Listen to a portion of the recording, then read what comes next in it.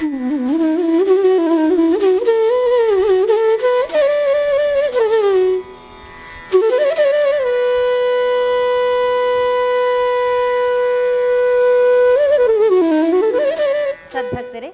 ಇದೀಗ ವಿವೇಕಾನಂದರ ಗರಡಿಯಲ್ಲಿ ಪಳಗಿದ ವೀರವನಿತೆ ಈ ಕುರಿತಾಗಿ ವಿಚಾರಗೋಷ್ಠಿಯನ್ನು ನೀಡಲಿದ್ದಾರೆ ಡಾಕ್ಟರ್ ತೇಜಸ್ವಿನಿ BY.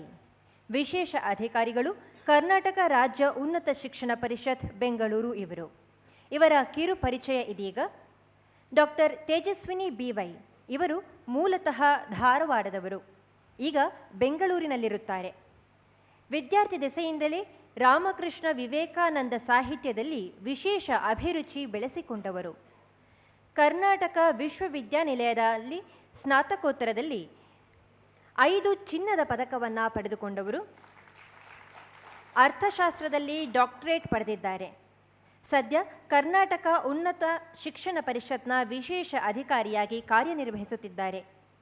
ನಿಯತಕಾಲಿಕೆಗಳಿಗೆ ನಿರಂತರ ಲೇಖನಗಳನ್ನು ಬರೆಯುತ್ತಿರುತ್ತಾರೆ. ಇದೀಗ ಶ್ರೀಮತಿ ಡಾಕ್ಟರ್ ತೇಜಸ್ವಿನಿ BY ಇವರು ವಿಚಾರಗೋಷ್ಠಿಯನ್ನು ಪ್ರಾರಂಭಿಸಬೇಕಾಗಿ ಕೇಳಿಕೊಳ್ಳುತ್ತಿದ್ದೇವೆ. ಸರ್ವಸ್ವರೂಪೇ ಸರ್ವೇಶೇ ಸರ್ವಶಕ್ತಿ ಸಮನ್ವಿತೆ ಭಯೇಭ್ಯಸ್ತ್ರಾಹಿನೋ ದೇವಿ ದುರ್ಗೇ ದೇವಿ ನಮೋಸ್ತುತೆ. ಐ ನಿಜಪರೋ ವೇತ್ತಿ ಗಣನಾ ಲಘುಚೇತಸಾಂ ಉದಾರ ಚರಿತಾನಾಂ ತು ವಸುದೈವ ಕುಟುಂಬಕಂ. ಇದು ನನ್ನದು, ಇದು ನಿನ್ನದು ಎನ್ನುವಂತಹ ಒಂದು ಭೇದ ಭಾವ ಅಲ್ಪಾತ್ಮರಿಗೆ ಮಾತ್ರ ಇರ್ತದೆ. ಆದರೆ ವಿಶ್ವಾತ್ಮಕವಾದಂತಹ ಬುದ್ಧಿ ಇರುವವರಿಗೆ, ವಿಶ್ವವನ್ನು ತಬ್ಬುವಂತಹ ವಾತ್ಸಲ್ಯವಿರುವವರಿಗೆ ವಿಶ್ವವೇ ಒಂದು ಕುಟುಂಬವಾಗಿರ್ತದೆ ಅಂತ ಹೇಳ್ತಾರೆ. ಅದರ ಒಂದು ಪ್ರಾತ್ಯಕ್ಷಿಕೆಯನ್ನು ಇವತ್ತು ಬೆಳಗ್ಗೆ ನಾವು ಸ್ವಚ್ಛ ಭಾರತ ಅಭಿಯಾನದಲ್ಲಿ ನೋಡಿದ್ವಿ. ಈ ಒಂದು ಅತ್ಯುನ್ನತವಾದ ಕಾರ್ಯಕ್ರಮವನ್ನು ಹಮ್ಮಿಕೊಂಡಿರುವಂತಹ ರಾಮಕೃಷ್ಣ ಮಠದ ಎಲ್ಲ ಪೂಜ್ಯರಿಗೆ ಹೃತ್ಪೂರ್ವಕವಾದಂತಹ ಕೃತಜ್ಞತೆಗಳನ್ನು ನಾನಿಲ್ಲಿ ಸಮರ್ಪಿಸಲಿಕ್ಕೆ ಇಷ್ಟಪಡ್ತೇನೆ. ಆ ಒಂದು ಸ್ವಚ್ಛ ಭಾರತ ಅಭಿಯಾನದಲ್ಲಿ ಪಾಲ್ಗೊಂಡಾಗ ನನಗೆ ಅನ್ನಿಸ್ತಾ ಇತ್ತು, ಭಾರತದ ಒಂದು ಅರ್ಥವ್ಯವಸ್ಥೆ ನನ್ನ ಕಣ್ಣೆದುರಿಗೆ ಬಂದು ಹೋಯಿತು. ಅದೇನು ಅಂತ ಹೇಳಿದ್ರೆ, ನಾವು ಹ್ಯೂಮನ್ ಡೆವಲಪ್ಮೆಂಟ್ ಇಂಡೆಕ್ಸ್ ಅಂತ ಹೇಳ್ತೇವೆ, ಮಾನವ ಅಭಿವೃದ್ಧಿ ಸೂಚ್ಯಂಕ ಅಂತ. ಪ್ರತಿ ವರ್ಷ ಯುನೈಟೆಡ್ ನೇಷನ್ಸ್ ಡೆವಲಪ್ಮೆಂಟ್ ಪ್ರೋಗ್ರಾಮ್ ಅದನ್ನು ಪ್ರಕಟಿಸ್ತದೆ. 2015 ವರದಿಯನ್ನು ನೋಡಿದಾಗ 188 ರಾಷ್ಟ್ರಗಳ ಪೈಕಿ ಭಾರತ 131ನೇ ಸ್ಥಾನದಲ್ಲಿದೆ.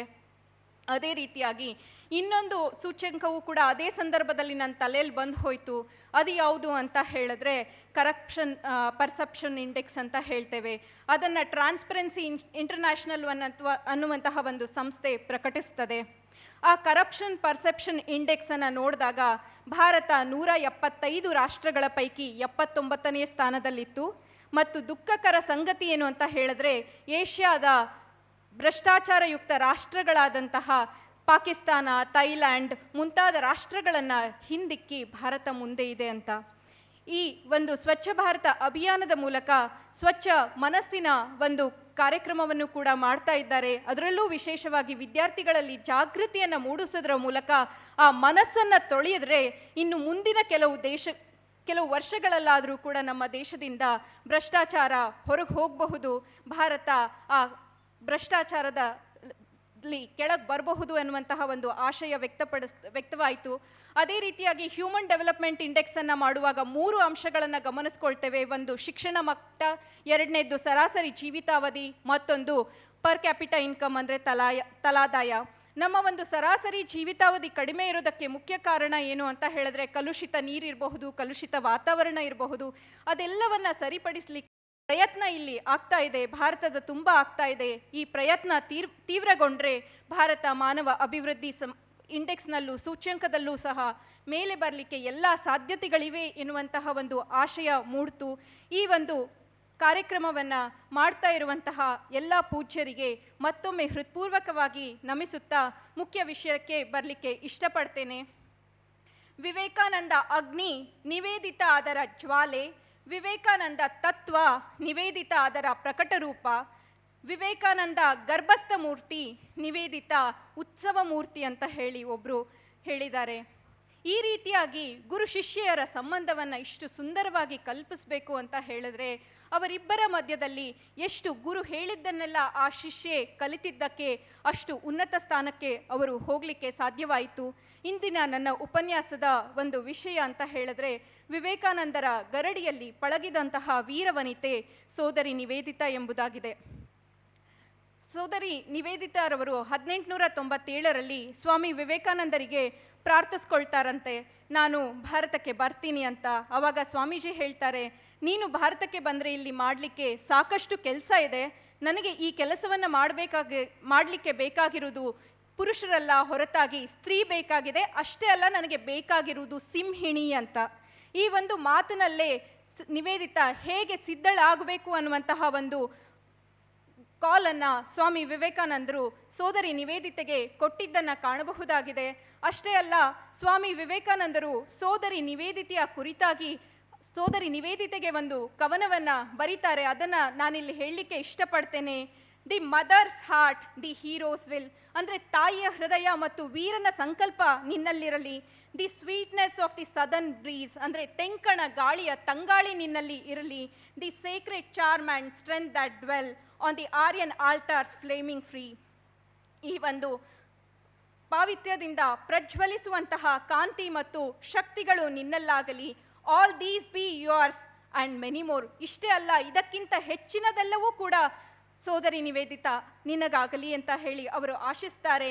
No ancient soul could dream before, be thou to India's future son, the mistress servant friend in one.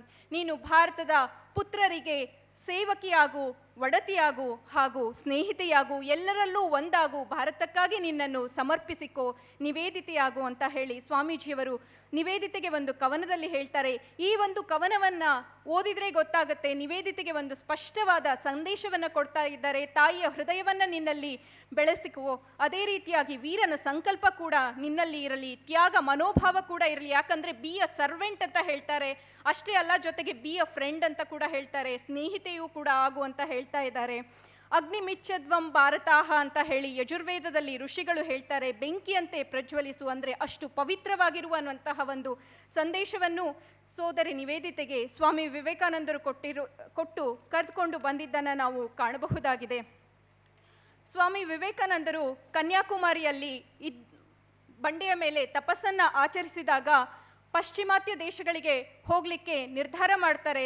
ಪಾಶ್ಚಿಮಾತ್ಯ ದೇಶಗಳಿಗೆ ಹೋಗಿ ಭಾರತದ ಸನಾತನ ಧರ್ಮದ ಹಿರಿಮೆಯನ್ನು ಸಾರ್ತೇನೆ, ಅಷ್ಟೇ ಅಲ್ಲ ಅದರ ಜೊತೆಗೆ ಭಾರತದ ದೀನ ದರಿದ್ರರ ಉದ್ಧಾರಕ್ಕಾಗಿ ಸನ್ಯಾಸ ಧರ್ಮಕ್ಕೆ ವಿರುದ್ಧವಾಗಿ ಧನಾರ್ಜನೆಯನ್ನು ಮಾಡ್ತೇನೆ ಅಂತ ಕೂಡ ನಿರ್ಧರಿಸ್ತಾರೆ.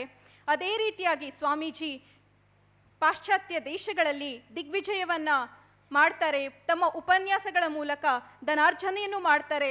ಆದರೆ ಅದಕ್ಕಿಂತ ಹೆಚ್ಚಾಗಿ ಅವರು ಅಲ್ಲಿಂದ ಶ್ರೇಷ್ಠತಮವಾದಂತಹ ಪಾಶ್ಚಾತ್ಯ ಶಿಷ್ಯ ಮತ್ತು ಶಿಷ್ಯಂದರ ಕೊಡುಗೆಯನ್ನು ಭಾರತಕ್ಕೆ ಕೊಡ್ತಾರೆ.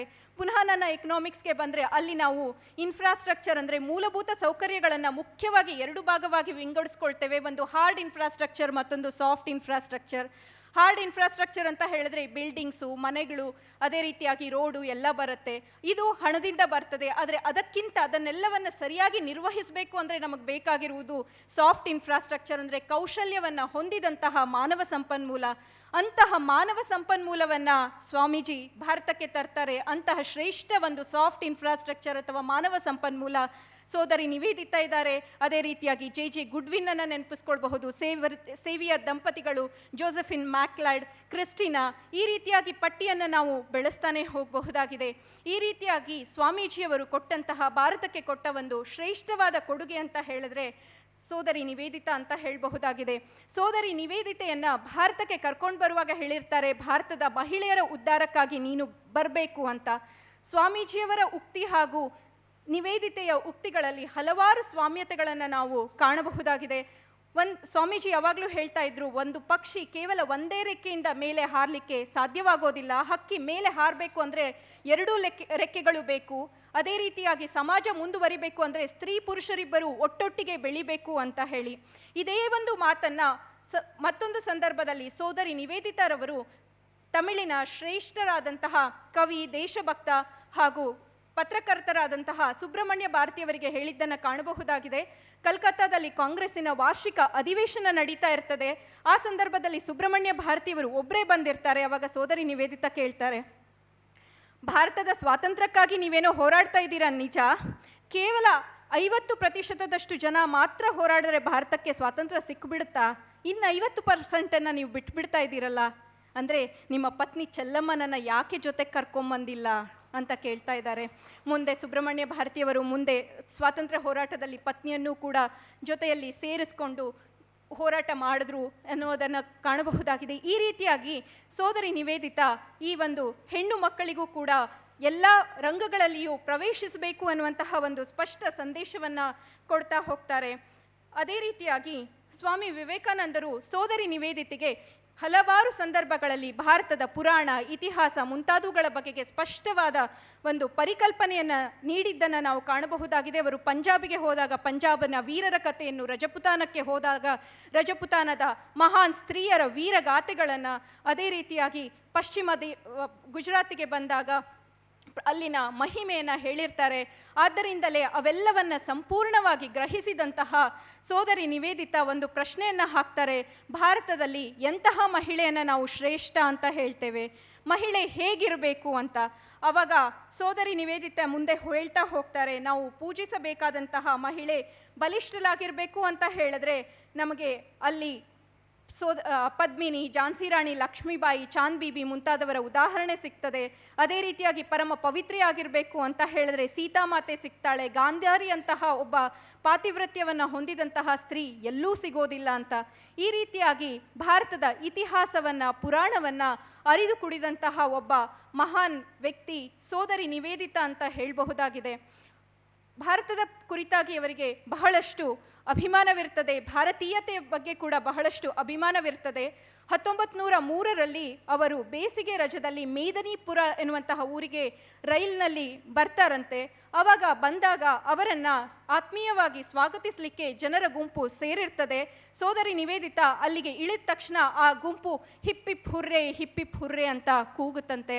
ಆವಾಗ ಸೋದರಿ ನಿವೇದಿತಾಗೆ ಕೋಪ ಬರುತ್ತೆ. ಅವರು ಹೇಳ್ತಾರೆ, ಇದು ನಮ್ಮ ಸಂಸ್ಕೃತಿಯಲ್ಲ, ನೀವು ಎರಡೂ ಕೈಗಳನ್ನು ಮೇಲೆತ್ತಿ ವಾಹೆ ಗುರು ಕಿ ಕಾಲ್ಸಾ ವಾಹೆ ಗುರು ಕಿ ಫತೆ, ವಾಹೆ ಗುರು ಕಿ ಕಾಲ್ಸಾ ವಾಹೆ ಗುರು ಕಿ ಫತೆ ಅಂತ ಹೇಳ್ತಾರೆ. ಅಂದರೆ ಗುರು ಗೋವಿಂದ ಸಿಂಗರನ್ನ ಕುರಿತು, ಕಾಲ್ಸಾವನ್ನು ಕುರಿತು ನಮ್ಮ ಒಂದು ಘೋಷಣೆಗಳೇ ಬೇರೆಯಾಗಿದೆ, ನಮ್ಮ ಭಾರತೀಯತೆಯನ್ನು ಪ್ರತಿಯೊಂದರಲ್ಲೂ ಅಳವಡಿಸಿಕೊಳ್ಳಿ ಅಂತ ಹೇಳ್ತಾರೆ. ಇಂತಹದೇ ಮತ್ತೊಂದು ಘಟನೆ ಶಾಲೆಯಲ್ಲೂ ಕೂಡ ಆಗತ್ತೆ. ಅವರು ಮಕ್ಕಳಿಗೆ ಕೇಳ್ತಾರೆ ಭಾರತದ ರಾಣಿ ಯಾರು ಅಂತ.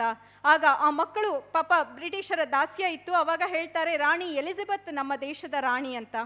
ಆಗ ಸೋದರಿ ನಿವೇದಿತಾ ಹೇಳ್ತಾರೆ, ರಾಣಿ ಎಲಿಜಬೆತ್ ನಮ್ಮ ರಾಣಿಯಲ್ಲ, ನಮ್ಮ ಹಿಂದಿನ ರಾಣಿ, ಇಂದಿನ ರಾಣಿ ಹಾಗೂ ಮುಂದೆಂದಿಗೂ ಭಾರತದ ಶಾಶ್ವತ ರಾಣಿ ಸೀತಾ ಮಾತೆಯಾಗಿದ್ದಾಳೆ. ಸೀತಾ ಮಾತೆಯೇ ನಮ್ಮ ಆದರ್ಶ, ಆಕೆಯೇ ನಮ್ಮ ರಾಣಿ ಅಂತ ಹೇಳಿ ಆ ಮಕ್ಕಳಲ್ಲಿ ಹೇಳ್ಕೊಡೋದನ್ನು ನಾವು ಕಾಣಬಹುದಾಗಿದೆ. ಅಷ್ಟೇ ಅಲ್ಲ, ಭಾರತ ಮಾತೆಯ ಬಗ್ಗೆ ಸೋದರಿ ನಿವೇದಿತೆಗೆ ಇದ್ದಂತಹ ಪ್ರೀತಿ ಅಭಿಮಾನಕ್ಕೆ ಎಲ್ಲೆನೇ ಇರಲಿಲ್ಲ. ಅವರು 6x4 ಅಡಿಯ ಒಂದು ಭಾರತದ ನಕ್ಷೆಯನ್ನು ಮಕ್ಕಳ ಮುಂದೆಲ್ಲ ಹರಡಿ ಹೇಳ್ತಾ ಇದ್ರಂತೆ, ನೋಡು ನಿನ್ನ ತಾಯಿ ಸಂಕೋಲೆಗಳಲ್ಲಿ ಬಂಧಿತಳಾಗಿದ್ದಾಳೆ, ಇದನ್ನು ಬಿಡಿಸ್ಲಿಕ್ಕೆ ನೀವು ಏನು ಮಾಡ್ತೀರಾ ಅಂತ. ಈ ಮೂಲಕ ಅವರು ಏನು ಮಾಡ್ತಾ ಇದ್ರು ಅಂತ ಹೇಳಿದ್ರೆ ಅವರಲ್ಲಿ ರಾಷ್ಟ್ರ ಜಾಗೃತಿಯನ್ನು ಉಂಟು ಮಾಡ್ತಾ ಇದ್ರು ಎನ್ನುವುದನ್ನು ಕಾಣಬಹುದಾಗಿದೆ. ಆದ್ದರಿಂದಲೇ ಸುರೇಂದ್ರನಾಥ್ ಬ್ಯಾನರ್ಜಿಯವರು ಒಂದು ಕಡೆ ಸೋದರಿ ನಿವೇದಿತೆಯ ಒಂದು ಭಾರತದ ಕುರಿತಾದ ಪ್ರೀತಿಯನ್ನು ಬಹುಸೊಗಸಾಗಿ ಹೀಗೆ ಹೇಳಿದ್ದಾರೆ, ಸೋದರಿ ನಿವೇದಿತೆಯ ಪ್ರತಿಯೊಂದು ಕೃತಿ, ಆಲೋಚನೆ, ಆಕೆಯ ಎಲ್ಲ ಭಾವನೆಗಳು ಮತ್ತು ಭರವಸೆಗಳು ಭಾರತದ ಸುತ್ತಲೇ ಸುತ್ತುತ್ತಾ ಇತ್ತು. ಸನಾತನ ಋಷಿಯ ಒಂದು ಪೌರ್ವಾತ್ಯ ಆತ್ಮ ಆಕೆಯ ಪಾಶ್ಚಿಮಾತ್ಯ ದೇಹದಲ್ಲಿ ಹೊಕ್ಕಿತ್ತೇನೋ ಅಂತ ನನಗೆ ಅನ್ನಿಸ್ತಾ ಇದೆ ಅಂತ ಹೇಳ್ತಾರೆ. ಎಷ್ಟು ಸುಂದರವಾದ ಪರಿಕಲ್ಪನೆ ನೋಡಿ, ಪೌರ್ವಾತ್ಯ ಋಷಿಯ ಆತ್ಮ ಆಕೆಯ ಪಾಶ್ಚಾತ್ಯ ದೇಹದಲ್ಲಿ ಹೊಕ್ಕಿದೆ, ಎಷ್ಟು ಪರಮ ಪವಿತ್ರಳು ಆಕೆ. ಬಹಳ ಸುಂದರವಾಗಿ ಸುರೇಂದ್ರನಾಥ ಬ್ಯಾನರ್ಜಿಯವರು ಬರೀತಾರೆ. ಅವರು ಹೇಳ್ತಾರೆ, ಭಾರತದ ಕನಸು ನಿವೇದಿತೆಯ ಕನಸಾಗಿತ್ತು. ಭಾರತದ ಪ್ರತಿಯೊಂದು ಪತ್ರ, ಬರವಣಿಗೆ ಭಾರತೀಯ ಮನಸ್ಸನ್ನು ಒಪ್ಪಿಕೊಳ್ಳುವ, ಸಮೀಕರಿಸುವ ಪ್ರಯತ್ನವನ್ನು ಅವರು ಸೋದರಿ ನಿವೇದಿತಾ ಮಾಡ್ತಾ ಇದ್ರು. ಭಾರತದ ಎಲ್ಲ ಆಲೋಚನೆಗಳು ಸೋದರಿ ನಿವೇದಿತೆಯಲ್ಲಿ ಅಭಿವ್ಯಕ್ತಗೊಂಡಿದ್ವು ಅಂತ ಹೇಳಿ. ಅದೇ ರೀತಿಯಾಗಿ ಮತ್ತೊಬ್ಬ ಕ್ರಾಂತಿಕಾರಿ ಸ್ವಾತಂತ್ರ್ಯ ಹೋರಾಟಗಾರರಾದಂತಹ ಬಿಪಿನ್ ಚಂದ್ರಪಾಲರು ಹೇಳ್ತಾರೆ, ಯಾವ ಭಾರತೀಯನೂ ಕೂಡ ನಿವೇದಿತಾ ಭಾರತವನ್ನು ಪ್ರೀತಿಸಿದಷ್ಟು ಪ್ರೀತಿಸಲಿಕ್ಕೆ ಸಾಧ್ಯ ಇಲ್ಲ ಅಂತ. ಇದಕ್ಕಿಂತ ಹೆಚ್ಚಿನದೇನಾದರೂ ಬೇಕಾ? ಇನ್ನು ನೇತಾಜಿ ಸುಭಾಷ್ ಚಂದ್ರ ಬೋಸರು ಹೇಳ್ತಾರೆ, ಸ್ವಾಮಿ ವಿವೇಕಾನಂದರು ಏನಾದರೂ ಬದುಕಿದ್ರೆ ನಾನು ಅವರ ಪದತಲದಲ್ಲಿ ಇರ್ತಿದ್ದೆ ಅಂತ ಅವರ ಗುರುಗಳ ಬಗ್ಗೆ ಹೇಳ್ತಾರೆ. ಈಗ ಅದೇ ಸ್ವಾಮಿ ವಿವೇಕಾನಂದರ ಶಿಷ್ಯಯಾದ ನಿವೇದಿತೆಯ ಕುರಿತು ಹೇಳ್ತಾರೆ, ವಿವೇಕಾನಂದರನ್ನು ಅರ್ಥ ಮಾಡಿಕೊಳ್ಳುವುದರ ಮೂಲಕ ನಾನು ಭಾರತವನ್ನು ಅರ್ಥ ಮಾಡಿಕೊಂಡೆ, ಹಾಗೂ ನಿವೇದಿತೆಯ ಬರಹಗಳನ್ನು ಓದಿಕೊಳ್ಳುವುದರ ಮೂಲಕ ನಾನು ವಿವೇಕಾನಂದರನ್ನು ಅರ್ಥ ಮಾಡಿಕೊಂಡೆ ಅಂತ ಹೇಳಿ. ಈ ರೀತಿಯಾಗಿ ಎಷ್ಟು ಸುಂದರವಾಗಿ ಅವರಿಬ್ಬರ ಮಧ್ಯದಲ್ಲಿರುವಂತಹ ಒಂದು ಅವಿನಾಭಾವವಾದ ಸಂಬಂಧವನ್ನು ಹಿಡಿದಿಡ್ತಾ ಇದ್ದಾರೆ. ಇದರ ಮೂಲಕ ನಮಗೆ ಸ್ಪಷ್ಟವಾಗ್ತಾ ಇದೆ, ವಿವೇಕಾನಂದರ ಗರಡಿಯಲ್ಲಿ ಪಳಗಿದಂತಹ ವೀರವನಿತೆ ಸೋದರಿ ನಿವೇದಿತಾ ಅಂತ ಹೇಳಿ.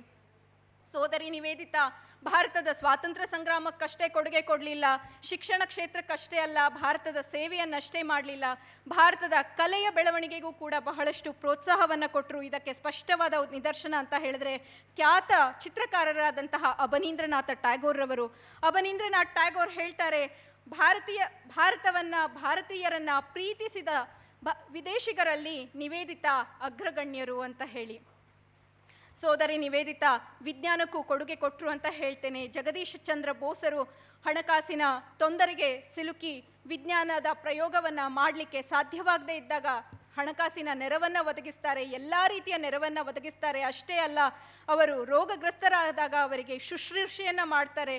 ಅವರ ಒಂದು ಸಂಶೋಧನೆಗಳನ್ನು ಪ್ರಚಾರ ಮಾಡಲಿಕ್ಕೆ ಸ್ವತಃ ತಾವೇ ಲೇಖನಗಳನ್ನು ಬರೆದು ಪ್ರಕಟಿಸ್ತಾರೆ. ಈ ರೀತಿಯಾಗಿ ಸೋದರಿ ನಿವೇದಿತಾ ಭಾರತದ ಕಲೆ, ಸಂಸ್ಕೃತಿ ಪ್ರತಿಯೊಂದಕ್ಕೂ ಕೂಡ ಕೊಡುಗೆಯನ್ನು ಕೊಟ್ಟಿರುವುದನ್ನು ನಾವು ಸ್ಪಷ್ಟವಾಗಿ ಕಾಣ್ತಾ ಹೋಗೋದನ್ನು ನಾವು ನೋಡಬಹುದಾಗಿದೆ. ಸ್ವಾಮಿ ವಿವೇಕಾನಂದರು ಭಾರತದ ರಾಷ್ಟ್ರೀಯತೆಯ ಜನಕ ಅಂತ ಹೇಳಿ ಸಂಕ್ರಾಂತಿ ಸಂಚಿಕೆ 1912 ಜನವರಿ 14ರಂದು ಪ್ರಕಟವಾದಂತಹ ಮರಾಠ ಪತ್ರಿಕೆಯಲ್ಲಿ ಪ್ರಕಟವಾಗಿರ್ತದೆ. ಮರಾಠ ಪತ್ರಿಕೆಯನ್ನು ಬಾಲಗಂಗಾಧರ ತಿಲಕರು ಪ್ರಾರಂಭಿಸಿದ್ದು ತಮಗೆಲ್ಲರಿಗೂ ಗೊತ್ತೇ ಇದೆ. ಅವರು ಹೇಳ್ತಾರೆ, ಸ್ವಾಮಿ ವಿವೇಕಾನಂದರು ಭಾರತದ ರಾಷ್ಟ್ರೀಯತೆಯ ಜನಕ ಅಂತ ಹೇಳಿ. ಸ್ವಾಮಿ ವಿವೇಕಾನಂದರ ಸಹೋದರರಾಗಿದ್ದಂತಹ ಭೂಪೇಂದ್ರನಾಥ ದತ್ತರು ಕೂಡ ಒಬ್ಬ ಶ್ರೇಷ್ಠ ಕ್ರಾಂತಿಕಾರಿ ಸ್ವಾತಂತ್ರ್ಯ ಹೋರಾಟಗಾರರಾಗಿದ್ದರು. ಅವರು ಸ್ವಾಮಿ ವಿವೇಕಾನಂದ ಪೇಟ್ರಿಯಾಟ್ ಪ್ರಾಫೆಟ್ ಅಂದರೆ ದೇಶಭಕ್ತ ಸಂತ ಸ್ವಾಮಿ ವಿವೇಕಾನಂದ ಅನ್ನುವಂತಹ ಒಂದು ಪುಸ್ತಕವನ್ನು ಬರೀತಾರೆ. ಆ ಪುಸ್ತಕದಲ್ಲಿ ಅವರು ಹೇಳ್ತಾರೆ, ಬಂಗಾಳದ ಅಂದಿನ ಕ್ರಾಂತಿಕಾರಿಗಳ ಶಿಕ್ಷಣ ಸ್ಥಳವಾದ ಬಂಗಾಳದ ಅಂದಿನ ಗರಡಿ ಮನೆಗಳು ಸ್ವಾಮಿ ವಿವೇಕಾನಂದರ ಕೊಲಂಬೋದಿಂದ ಅಲ್ಮೋರದವರೆಗೆ ಪುಸ್ತಕದ ವಾಚನ ಕೇಂದ್ರಗಳಾಗಿದ್ವು. ನೀವು ಕಬ್ಬಿಣದಂತಹ ಮಾಂಸಖಂಡಗಳನ್ನು, ಉಕ್ಕಿನಂತಹ ನರಗಳನ್ನು ಹಾಗೂ ಪ್ರಚಂಡ ಇಚ್ಛಾಶಕ್ತಿಯನ್ನು ಹೊಂದಿರಿ ಎನ್ನುವಂತಹ ಒಂದು ಸಂದೇಶವನ್ನು ಕೊಡುವಂತಹ ಆ ಒಂದು ಪುಸ್ತಕದ ವಾಚನ ಕ್ರಾಂತಿಕಾರಿಗಳಿಗೆ ಪ್ರೇರಕವಾಗಿತ್ತು. ಅದೇ ರೀತಿಯಾಗಿ ಬ್ರಿಟಿಷ್ ಪೊಲೀಸ್ ಅಧಿಕಾರಿಗಳು ಕ್ರಾಂತಿಕಾರಿಗಳ ಮನೆಗಳ ಮೇಲೆ, ಅವರ ವಾಸಸ್ಥಾನಗಳ ಮೇಲೆ ದಾಳಿ ಮಾಡಿದಾಗ ಸಿಗ್ತಾ ಇದ್ದಿದ್ದು ಅವರಿಗೆ ಸ್ವಾಮಿ ವಿವೇಕಾನಂದರ ಪುಸ್ತಕ. ಇದನ್ನು ಗುಪ್ತಚರ ಅಧಿಕಾರಿ ಡೆನ್ಹ್ಯಾಮ್ ಅನ್ನುವವರು 1911ರಲ್ಲಿ ನನಗೆ ಜೋಸೆಫಿನ್ ಮೆಕ್ಲಾಡ್ ಹೇಳಿದ್ರು ಅನ್ನುವುದನ್ನು ಭೂಪೇಂದ್ರನಾಥ ದತ್ತರು ಆ ಪುಸ್ತಕದಲ್ಲಿ ದಾಖಲಿಸಿದ್ರು. ಈ ರೀತಿಯಾಗಿ ಸ್ವಾಮಿ ವಿವೇಕಾನಂದರು ಹಲವಾರು ಕ್ರಾಂತಿಕಾರಿಗಳಿಗೆ ಹೇಗೆ ಪ್ರೇರೇಪಕರಾಗಿದ್ರೋ ಅದೇ ರೀತಿಯಾಗಿ ಸೋದರಿ ನಿವೇದಿತಾರವರು ಕೂಡ ತಮ್ಮ ಉಪನ್ಯಾಸಗಳ ಮೂಲಕವೂ ಬಹಳಷ್ಟು ಪ್ರೇರಣೆಯನ್ನು ಕೊಟ್ಟಿದ್ದರು. ನೇರವಾಗಿಯೂ ಸಹ ಸಾಕಷ್ಟು ಕೊಡುಗೆಗಳನ್ನು ನೀಡಿದ್ದನ್ನು ನಾವು ಕಾಣಬಹುದಾಗಿದೆ. ಆದ್ದರಿಂದಲೇ ರಾಸ್ಬಿಹಾರಿ ಬೋಸ್ರವರು ಹೇಳ್ತಾರೆ, ಭಾರತೀಯರ ಒಣಗಿದ ಮೂಳೆಗಳಲ್ಲೇನಾದರೂ ಕೂಡ ಜೀವ ತುಂಬಿದ್ರೆ ಅದಕ್ಕೆ ಮುಖ್ಯ ಕಾರಣ ನಿವೇದಿತಾ ಅದರಲ್ಲಿ ಉಸಿರನ್ನು ತುಂಬಿದ್ದಾಳೆ ಅಂತ ಹೇಳಿ. ಸ್ವಾಮಿ ವಿವೇಕಾನಂದರು ಸುಪ್ತರಾಗಿದ್ದಂತಹ ಭಾರತೀಯರನ್ನ ಲುಪ್ತ ಪದವಿಯನ್ನು ಪಡೀಲಿಕ್ಕೆ ಮೇಲೆಬ್ಬಿಸಿದ್ರು. ಅದೇ ರೀತಿಯಾಗಿ ಸೋದರಿ ನಿವೇದಿತಾ ಒಣಗಿದ ಭಾರತೀಯರ ಮೂಳೆಗಳಲ್ಲಿ ಉಸಿರನ್ನು ತುಂಬಿ ಭಾರತದ ಸೇವೆಗೆ ಸಿದ್ಧರಾಗಲಿಕ್ಕೆ ಅಣಿಗೊಳಿಸ್ತಾಳೆ. ಪಂಜಾಬಿನ ಕೇಸರಿ ಲಾಲಾ ಲಜಪತ್ ರಾಯರನ್ನ ಹಾಗೂ ಸರ್ದಾರ್ ಅಜಿತ್ ಸಿಂಗರನ್ನ ಬ್ರಿಟಿಷ್ ಸರ್ಕಾರ ಬಂಧಿಸಿದಾಗ ಜರುಗಿದಂತಹ ಪ್ರತಿಭಟನಾಕಾರಿ ಚಳುವಳಿಗಳಲ್ಲಿ ನಿವೇದಿತಾ ಪ್ರಮುಖ ಉಪನ್ಯಾಸವನ್ನು ನೀಡ್ತಾ ಹೋಗ್ತಾರೆ. ಸೋದರಿ ನಿವೇದಿತಾರವರು 1908ರ ಒಂದು ಅಲಿಪುರ್ ಬಾಂಬ್ ಕೇಸ್ನ ಬಗ್ಗೆ ತಮಗೆಲ್ಲರಿಗೂ ಗೊತ್ತಿರಬಹುದು. ಭಾರತೀಯ ಸ್ವಾತಂತ್ರ್ಯ ಹೋರಾಟದಲ್ಲಿ ಅಲಿಪುರ್ ಬಾಂಬ್ ದಾಳಿಗೆ ಬಹಳಷ್ಟು ಪ್ರಾಮುಖ್ಯತೆ ಇದೆ. ಎಲ್ಲ ಸಿದ್ಧತೆ ಉಲ್ಲಾಸ್ಕರ್ ದತ್ರವರ ನೇತೃತ್ವದಲ್ಲಿ ಬಾಂಬ್ ಸಿದ್ಧವಾಗ್ತಾ ಇರ್ತದೆ. ಅದರ ಅಂತಿಮವಾದಂತಹ ಪ್ರಯೋಗ ಪರೀಕ್ಷೆ ನಡಿಬೇಕಾಗ್ತಾ ಇರುತ್ತೆ. ಅದಕ್ಕೆ ಒಂದು ಉನ್ನತ ದರ್ಜೆಯ ಪ್ರಯೋಗಾಲಯದ ಅವಶ್ಯಕತೆ ಇರ್ತದೆ. ಆಗ ಆ ಕ್ರಾಂತಿಕಾರಿಗಳು ಸೋದರಿ ನಿವೇದಿತೆಗೆ ವಿನಂತಿಸಿಕೊಂಡಾಗ ನಿವೇದಿತೆ ಹಾಗೆ ಜಗದೀಶ್ ಚಂದ್ರ ಬೋಸರು ಆಪ್ತರಾಗಿರ್ತಾರೆ. ಅವರ ನೆರವಿನ ಮೂಲಕ ಕೋಲ್ಕತ್ತಾದ ಪ್ರೆಸಿಡೆನ್ಸಿ ಕಾಲೇಜಿನಲ್ಲಿ ಆ ಒಂದು ಬಾಂಬುಗಳ ಪರೀಕ್ಷೆಯನ್ನು ಮಾಡಲಿಕ್ಕೆ ಅವಕಾಶವಾಗ್ತದೆ ಅಂತ ಹೇಳಬಹುದು. ಈ ರೀತಿಯಾಗಿ ಎಷ್ಟು ಉನ್ನತ ಮಟ್ಟದ ಕೊಡುಗೆಯನ್ನು ಭಾರತದ ಸ್ವಾತಂತ್ರ್ಯ ಸಂಗ್ರಾಮಕ್ಕೆ ಅವರು ನೀಡಿದರು ಎನ್ನುವುದನ್ನು ಕಾಣಬಹುದಾಗಿದೆ. ಸೋದರಿ ನಿವೇದಿತಾರವರು ಐರ್ಲೆಂಡಿನಲ್ಲಿದ್ದ ತಮ್ಮ ಸೋದರನ ಮೂಲಕ ಐರ್ಲೆಂಡಿನ ಪತ್ರಿಕೆಗಳನ್ನು, ಕ್ರಾಂತಿಕಾರಿ ಪತ್ರಿಕೆಗಳನ್ನು ತರಿಸಿ ಭಾರತೀಯರಿಗೆ ಕೊಡ್ತಾ ಇದ್ರು. ಪ್ರಬುದ್ಧ ಭಾರತ, ನ್ಯೂ ಇಂಡಿಯಾ ಮುಂತಾದ ಪತ್ರಿಕೆಗಳಿಗೆ ಲೇಖನಗಳನ್ನು ಬರಿತಾ ಇದ್ರು. ಅರಬಿಂದೋ ಘೋಷರ ಸಹೋದರರಾದ ಬರೀಂದ್ರನಾಥ ಘೋಷರು ಹಾಗೂ ಭೂಪೇಂದ್ರನಾಥ ದತ್ತರು ಯುಗಾಂತರ ಎನ್ನುವಂತಹ ಒಂದು ಪತ್ರಿಕೆಯನ್ನು ಪ್ರಾರಂಭ ಮಾಡುವ ನಿರ್ಧಾರವನ್ನು ಸೋದರಿ ನಿವೇದಿತೆಯ ಮನೆಯಲ್ಲಿ ತೆಗೆದುಕೊಂಡ್ರು ಅಂತ ಹೇಳಿ ಕೂಡ ದಾಖಲಾಗಿದೆ. ಅದೇ ರೀತಿಯಾಗಿ ಆ ಒಂದು ಯುಗಾಂತರ ಪತ್ರಿಕೆಯ ಪ್ರಸರಣಕ್ಕೂ ಕೂಡ ಸೋದರಿ ನಿವೇದಿತೆ ಸಾಕಷ್ಟು ಸಹಾಯವನ್ನು ಮಾಡಿದ್ರು ಅಂತ ನಾವು ಕಾಣಬಹುದಾಗಿದೆ. ಇನ್ನು ಕೊನೆಯದಾಗಿ ಪುನಃ ನಾನು ಸುಬ್ರಹ್ಮಣ್ಯ ಭಾರತಿಯವರ ಒಂದು ಉದಾಹರಣೆಯನ್ನು ಕೊಡುವುದರ ಮೂಲಕವೇ ಮುಗಿಸ್ಲಿಕ್ಕೆ ಇಷ್ಟಪಡ್ತೇನೆ. ಹೀಗೆ ಯುಗಾಂತರ ಮುಂತಾದ ಪತ್ರಿಕೆಗಳು ವಂದೇ ಮಾತರಂ ಉತ್ತರ ಭಾರತದಲ್ಲಿ ಪ್ರಾರಂಭವಾಗಿರ್ತವೆ. ಅದೇ ರೀತಿಯಾಗಿ ದಕ್ಷಿಣ ಭಾರತದಲ್ಲಿ ಬಾಲಭಾರತ ಎನ್ನುವಂತಹ ಒಂದು ಪತ್ರಿಕೆಯನ್ನು ತಿರುಮಲಾಚಾರ್ಯರವರು ಪ್ರಾರಂಭಿಸ್ತಾರೆ. ಸುಬ್ರಹ್ಮಣ್ಯ ಭಾರತಿಯವರು ಅದರ ಸಂಪಾದಕರಾಗಿರ್ತಾರೆ. ಸೋದರಿ ನಿವೇದಿತೆಯಿಂದ ಸುಬ್ರಹ್ಮಣ್ಯ ಭಾರತಿಯವರು ಬಹಳಷ್ಟು ಪ್ರಭಾವಿತರಾಗಿರ್ತಾರೆ ಅಂತ ಈಗಾಗಲೇ ಹೇಳಿದ್ದೇನೆ. ಅವರನ್ನು ಅವರು ಸಾಕ್ಷಾತ್ ದೇವಿ ಅಂತ ಹೇಳಿ ಪರಿಗಣಿಸ್ತಾರೆ. ಆದ್ದರಿಂದಲೇ ತಮ್ಮ 2 ಪುಸ್ತಕಗಳನ್ನು ಅವರಿಗೆ ಅರ್ಪಿಸ್ತಾರೆ. ಸ್ವದೇಶ ಗೀತೆಗಳು ಎಂಬ ಪುಸ್ತಕಕ್ಕೆ ಅವರಿಗೆ ಅರ್ಪಿಸುತ್ತಾ ಹೇಳ್ತಾರೆ, ಭಾರತ ದೇವಿಯ ಹಾಗೂ ಸ್ವದೇಶ ಭಕ್ತಿಯ ಸಮಗ್ರ ಚಿತ್ರಣವನ್ನು ಸೋದರಿ ನಿವೇದಿತಾ ಅರ್ಜುನನಿಗೆ ಶ್ರೀಕೃಷ್ಣ ಪರಮಾತ್ಮ ತೋರಿಸಿದಂತೆ ತೋರಿದ್ದಾರೆ. ಈ ಪುಸ್ತಕವನ್ನು ದಯವಿಟ್ಟು ಗಮನಿಸಿ. ಈ ಪುಸ್ತಕವನ್ನು ನಾನು ಶ್ರೀ ಭಗವಾನ್ ವಿವೇಕಾನಂದರ ಆಧ್ಯಾತ್ಮಿಕ ಪುತ್ರಿಯಾದಂತಹ ಶ್ರೀ ನಿವೇದಿತಾ ದೇವಿಯವರಿಗೆ ಅರ್ಪಿಸ್ತೇನೆ ಅಂತ ಹೇಳಿ ಬರೀತಾರೆ. ಭಗವಾನ್ ವಿವೇಕಾನಂದರ ಆಧ್ಯಾತ್ಮಿಕ ಪುತ್ರಿಯಾದಂತಹ ದೇವಿ ನಿವೇದಿತಾರವರಿಗೆ ಇದನ್ನು ಅರ್ಪಿಸ್ತೇನೆ ಅಂತ ಹೇಳ್ತಾರೆ. ಸುಬ್ರಹ್ಮಣ್ಯ ಭಾರತಿಯವರು ಬರೆದಂತಹ ಭಾರತ ಮಾತಾ ಹಾಗೂ ಶಕ್ತಿ ಎನ್ನುವಂತಹ ಕವನಗಳಿಗೆ ಸೋದರಿ ನಿವೇದಿತಾರವರೇ ಪ್ರೇರಣೆ ಎಂದು ಕೂಡ ಹೇಳಲಾಗ್ತದೆ. ಇಂತಹ ಸೋದರಿ ನಿವೇದಿತಾ ಭಾರತದ ಸರ್ವಂದದ ಬೆಳವಣಿಗೆಗೆ, ಎಲ್ಲರ ಬೆಳವಣಿಗೆಗೆ ತುಡಿದು 11 ಅಕ್ಟೋಬರ್ 1911ರಂದು ಡಾರ್ಜಿಲಿಂಗ್ನಲ್ಲಿ ದೇಹತ್ಯಾಗವನ್ನು ಮಾಡ್ತಾರೆ. ಅವರ ಸಮಾಧಿಯ ಮೇಲೆ ಇವಾಗಲೂ ಕೂಡ ಬರೆದಿದ್ದಾರೆ, ಭಾರತಕ್ಕಾಗಿ ತುಡಿದ ಸೋದರಿ ನಿವೇದಿತೆಯ ಆತ್ಮ ಇಲ್ಲಿ ವಿರಮಿಸ್ತಿದೆ ಅಂತ ಹೇಳಿ. ಇಂತಹ ಸೋದರಿ ನಿವೇದಿತಾ ದೇಹತ್ಯಾಗ ಮಾಡಿದಾಗ ಸುಬ್ರಹ್ಮಣ್ಯ ಭಾರತಿಯವರು ಬರೆದಂತಹ ಒಂದು ತಮಿಳು ಕವನದ ಆಂಗ್ಲ ಭಾಷಾನುವಾದವನ್ನು ಇಲ್ಲಿ ಹೇಳುವುದರ ಮೂಲಕ ನನ್ನ ಉಪನ್ಯಾಸಕ್ಕೆ ಕೊನೆಯನ್ನು ಮಾಡ್ತಾ ಇದ್ದೇನೆ. ನಿವೇದಿತಾ ಮದರ್, ನಿವೇದಿತಾ ತಾಯಿಯೇ, ಸನ್ ಡಿಸ್ಪೆಲ್ಲಿಂಗ್ ಮೈ ಸೋಲ್ಸ್ ಡಾರ್ಕ್ನೆಸ್, ನನ್ನ ಆತ್ಮದ ಕತ್ತಲೆಯನ್ನು ಕಳೆಯುತ್ತಿರುವಂತಹ ಸೂರ್ಯ ನೀನು. Rain to the parched land of our lives, ನಮ್ಮ ಜೀವನವೆಂಬ ಒಣಗಿದ ಭೂಮಿಗೆ ಮಳೆಗರೆಯುವಂತಹ ತಾಯಿ ನೀನು. Helper of helpless, offering of grace, ಅಂದರೆ ಯಾರಿಗೆ ಅಸಹಾಯಕರಿದ್ದಾರೋ ಅವರಿಗೆಲ್ಲ ಸಹಾಯ ಮಾಡುವವಳು ನೀನಾಗಿದ್ದೀಯಾ, ಎಲ್ಲರನ್ನೂ ಆಶೀರ್ವದಿಸುವಕ್ಕೆ ನೀನಾಗಿದ್ದೀಯಾ. Destructive fire to the evil in men, ಹೌದು ಅಸಹಾಯಕರಿಗೆ ನೀನು ಸಹಾಯಕಿಯಾಗಿದ್ದೀಯಾ ನಿಜ, ಒಳ್ಳೆಯವರನ್ನು ಆಶೀರ್ವದಿಸುವಾಕೆಯೂ ನೀನು ನಿಜ. ಆದರೆ ಮತ್ತೊಂದನ್ನು ಕೂಡ ಸುಬ್ರಹ್ಮಣ್ಯ ಭಾರತಿಯವರು ಹೇಳ್ತಾರೆ, destructive fire to the evil in men, ಮನುಷ್ಯನೊಳಗಿರುವಂತಹ ಒಂದು ದುಷ್ಟ ಶಕ್ತಿಯನ್ನು ಒಂದು ದಹಿಸುವ ಶಕ್ತಿಯೂ ಕೂಡ ನೀನಾಗಿದ್ಯಾ ಎಂದು ಸೋದರಿ ನಿವೇದಿತಾಗೆ ಸುಬ್ರಹ್ಮಣ್ಯ ಭಾರತಿಯವರು ಹೇಳ್ತಾರೆ. ಕೊನೆಗೆ ಅವರು ಬರೀತಾರೆ, my salutation to you O mother, my salutations to you O mother, ನನ್ನ ನಮನಗಳು ನಿನಗೆ ತಾಯಿ, ನನ್ನ ನಮನಗಳು ನಿನಗೆ ತಾಯಿ ಅಂತ ಇಲ್ಲಿರುವ ಪ್ರತಿಯೊಬ್ಬರಿಗೂ ನಮಸ್ತಾ ಧನ್ಯವಾದಗಳು.